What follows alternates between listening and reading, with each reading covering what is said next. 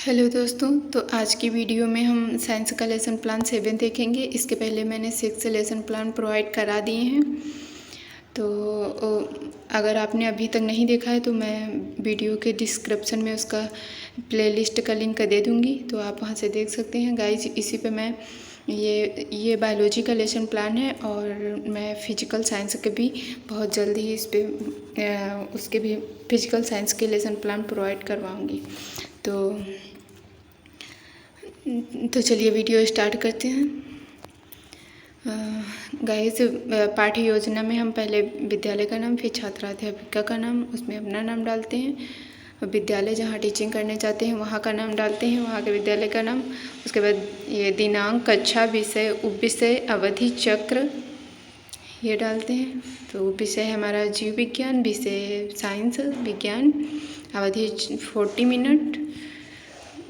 और तो उसके बाद हमारा आता है, आज का प्रकरण है श्वसन, रिस्पायरेशन। उसके बाद आता है हमारा सामान्य उद्देश्य। उद्देश्य 2 प्रकार के होते हैं, सामान्य उद्देश्य, विशिष्ट उद्देश्य। तो ये है सामान्य उद्देश्य। साइंस के सामान्य उद्देश्य सेम होते हैं, मतलब सभी के।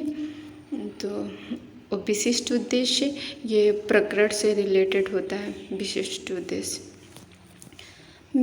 उद्देश्य में 3 टाइप, ज्ञानात्मक, भावात्मक और क्रियात्मक उद्देश्य। तो उसके बाद आता है हमारा सहायक सामग्री। सहायक सामग्री में चाक, डस्टर, मॉडल, चार्ट जो भी हो सारे लिख सकते हैं। इसमें है स्वतंत्र तंत्र को प्रदर्शित करता चार्ट। फिर आता है हमारा पूर्व ज्ञान। पूर्व ज्ञान छात्र श्वसन के बारे में सामान्य जानकारी रखते हैं। फिर प्रस्तावना प्रश्न, बच्चों से प्रस्तावना प्रश्न करेंगे कि अपने प्रकरण पर पहुंचने के लिए। तो बच्चे आंसर देंगे, प्रश्न पूछेंगे। फिर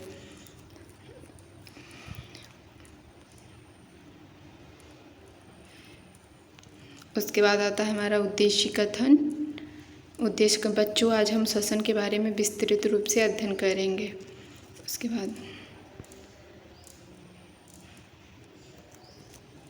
प्रस्तुतिकरण। प्रस्तुतिकरण में शिक्षण बिंदु,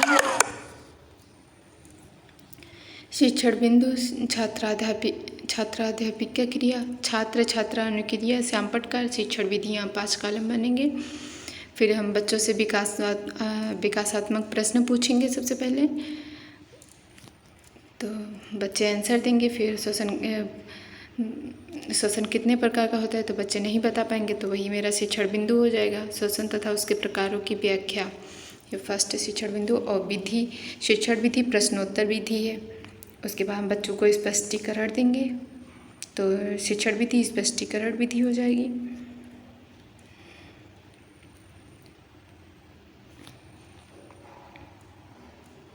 साथ में व्याख्या भी देखेंगे, तो व्याख्यान विधि भी आप लिख सकते हैं। छात्र, जब हम स्पष्टीकरण दे रहे होंगे तो छात्र ध्यानपूर्वक सुनेंगे। उसके बाद जब हम स्पष्टीकरण मेरा कंप्लीट हो जाएगा तो हम बच्चों से बोध प्रश्न पूछेंगे कि बच्चों को क्या समझ में आ गया है कि या नहीं। अगर बच्चे आंसर नहीं कर पाते हैं तो हम फिर से उनको रिवाइज करा देंगे। फिर हम अगले शिक्षण बिंदु पे जाने के लिए फिर हम बच्चों से विकासात्मक प्रश्न पूछेंगे। तो अगला शिक्षण बिंदु है जंतुओं में श्वसन की व्याख्या।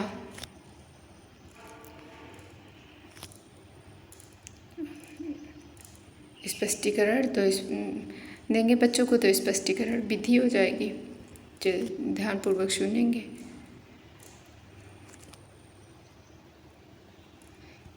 फिर हम स्पष्टीकरण देने के बाद फिर बच्चों से बोध प्रश्न पूछेंगे। गाइस, इसी तरह लेसन प्लान चलता है, मतलब पहले विकासात्मक प्रश्न, फिर स्पष्टीकरण देंगे, फिर बोध प्रश्न।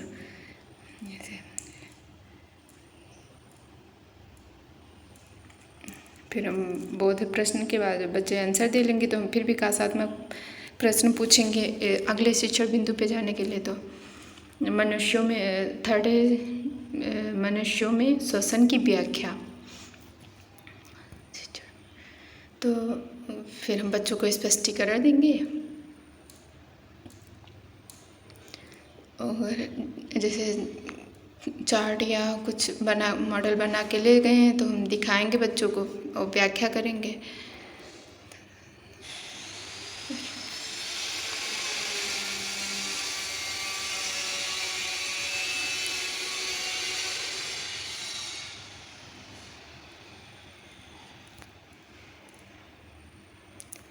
ये हमारा श्यामपट्ट कार्य, यह श्यामपट्ट सार। तो श्यामपट्ट सार में हम जो मेन पॉइंट होते हैं वो लिख लेते हैं, फिर बाद में बच्चों को रिवाइज करा देते हैं। यहाँ पे मेरा प्रस्तुतिकरण समाप्त हो जाता है बोध प्रश्न के बाद। आप चाहे तो और भी शिक्षक बिंदु ऐड करके और भी लेसन प्लान बड़ा बना सकते हैं, लेकिन हमें 40 मिनट के हिसाब से अपने पीरियड के हिसाब से ही बनाना होता है कि जितना हम अचीव कर सकें।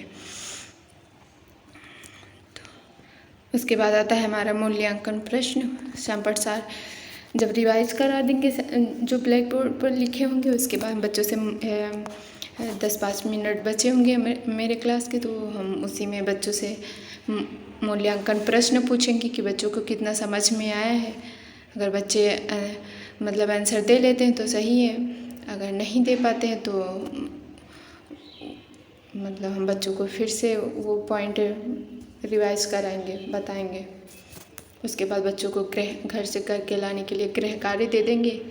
गृह कार्य में ऐसे क्वेश्चन देंगे कि हाँ बच्चे मतलब वो जो हमारा गोल था वो बच्चों की समझ में आया प्रकरण की नहीं। जो हमारा लक्ष्य था कि हाँ बच्चों को ये पढ़ा श्वसन तंत्र समझाना है, तो बच्चों को कितना समझ में आया, तो घर से करके लाने के लिए वन लाइनर क्वेश्चन नहीं देंगे कि हाँ मतलब एक वर्ड में आंसर लिख दिया, थोड़ा एक्सप्लेन करके लिखना हो, ऐसे क्वेश्चन देंगे।